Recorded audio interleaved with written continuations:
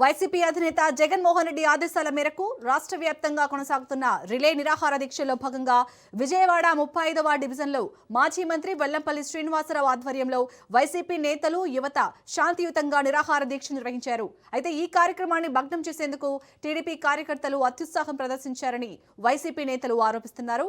దీంతో అక్కడ కొంతసేపు ఉద్రిక్త పరిస్థితులు నెలకొన్నాయి. ఇరు వర్గాల మధ్య వాగ్వాదం చోటు చేసుకోగా పరిస్థితిని అదుపులోకి తీసుకొచ్చేందుకు పోలీసులు అప్రమత్తమయ్యారు. ఈ ఘటనతో 35వ డివిజన్లో రాజకీయ వాతావరణం ఒక్కసారిగా వేడెక్కింది. అయితే ఈ ఘటనపై టీడీపీ వైపు నుంచి అధికారిక స్పందన రావాల్సి ఉంది.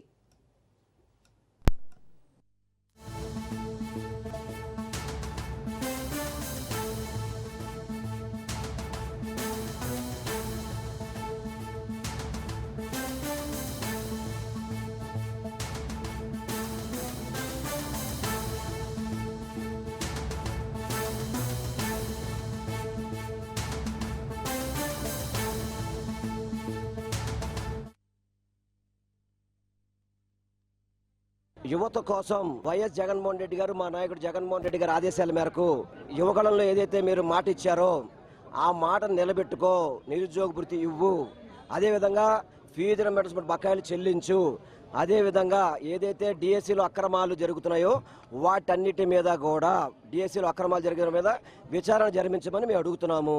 వాటి చేసి మీరు చెప్పగలిగితే చెప్పండి, కాదు మీ వాటికి సమాధానం చెప్పం, మీ మీద దౌర్జన్యాలు చేస్తాం, మీ మీద రౌడీజన్ చేస్తామని నేను సెంట్రల్ నియోజకవర్గాలు చేశారు.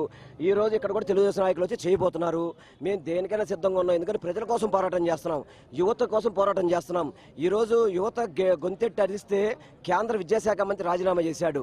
వీళ్ళకేమైనా భయపడే పరిస్థితి ఉంటుందా? ఈరోజు డిఎస్సీలో అక్రమాలు జరిగినాయి, అక్కడ అసలైన వాళ్ళకి ఉద్యోగాలు రాలేదని చెప్పని ఆధారాలతో సహా మా జగన్మోహన్ రెడ్డి గారు చెబితే ఈ రోజు వరకు కూడా వాళ్ళు దానికి సమాధానం చెప్పలేక బౌతుదానికి ప్రయత్నం చేస్తున్నారు. మేము దానికి సిద్ధంగా ఉన్నాం. యువత కోసం మేము దెబ్బలు తినడానికైనా సిద్ధం, జైళ్ళకి వెళ్ళడానికైనా సిద్ధం, సావడానికే సిద్ధం. వాళ్ళ కోసం దేనికైనా మేము సిద్ధం ఉన్నా మాత్రం మీతో తెలియపరచుకుంటున్నాను.